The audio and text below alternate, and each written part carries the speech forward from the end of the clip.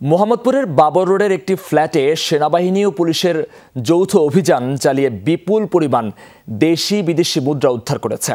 স্থানীয়রা জানিয়েছে, বাসাটি দুর্যোগ ব্যবস্থাপনা ও ত্রাণ মন্ত্রণালয়ের অবসরপ্রাপ্ত সিনিয়র সচিব মোহাম্মদ শাহ কামালের। তবে অভিযানের সময় বাসায় ছিলেন না সাবেক ওই কর্মকর্তা।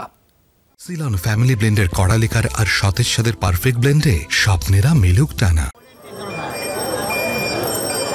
শুক্রবার বিকেলে স্থানীয়দের দৃষ্টি ছিল মোহাম্মদপুরের বাবর রোডে দুর্যোগ ব্যবস্থাপনা ও ত্রাণ মন্ত্রণালয়ের অবসরপ্রাপ্ত সিনিয়র সচিব মোহাম্মদ শাহ কামালের এই বাসাটিতে সেনাবাহিনী ও পুলিশের একটি যৌথ দল সেখানে অভিযান চালায়। ঘণ্টাখানেক ধরে চলে তল্লাশি। এ সময় বাসার বিভিন্ন স্থান থেকে নগদ ৩ কোটি টাকা ও ১০ লক্ষ সমপরিমাণ বিদেশি মুদ্রা উদ্ধার করা হয়। এর মধ্যে রয়েছে যুক্তরাষ্ট্র, অস্ট্রেলিয়া ও সিঙ্গাপুরের ডলার, চীন, কোরিয়া, সৌদি ও মালয়েশিয়ান মুদ্রা। উদ্ধার করা হয় স্বর্ণালংকার ও প্রাইস বন্ড।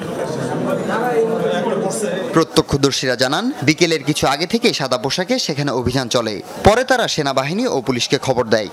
ওনারা চলে গেল, সাথে দেখলাম ছোট ছোট ব্যাগ, কারোর পকেটে টাকা, কেউ ওই যে ব্যাগ ইয়েগুলা বক্সগুলা খুলতেছে, স্বর্ণ পকেটে নিচ্ছে, মানে লুটের মতো। জাস্ট একটা গ্রুপ প্রথম পরিচয় দিচ্ছে আমরা দুদুকের, দ্বিতীয় ওই গ্রুপটা যখন বললাম দুদু করিলে আপনার সাথে পুলিশ কোথায়, আপনার কোটি কোথায়, তাহলে আপনার জব্দ তালিকায় নিচ্ছেন, তখনই অনেকে বাইরে হয়ে যাচ্ছে। ভাইয়ের সন্দেহ হওয়ার পরে নিচে এসে আমাকে বলল, তুমি আর্মিদেরকে খবর দাও। আর্মিদেরকে খবর দিয়ে আর্মিদেরকে নিয়ে এখানে আসো। তবে অভিযানের বিষয়ে গণমাধ্যমে কথা বলেননি পুলিশ ও সেনাবাহিনীর সদস্যরা। মোহাম্মদ শাহ কামাল ২০২০ সালের ২৯ জুন সরকারি চাকরি থেকে অবসর গ্রহণ করেন। তিনি দুর্যোগ ব্যবস্থাপনা ও ত্রাণ মন্ত্রণালয়ের সচিব থাকাকালে তার বিরুদ্ধে বদলি, কেনাকাটা, উন্নয়ন কাজ সহ বিভিন্ন উৎস থেকে অর্থ গ্রহণের অভিযোগ ছিল।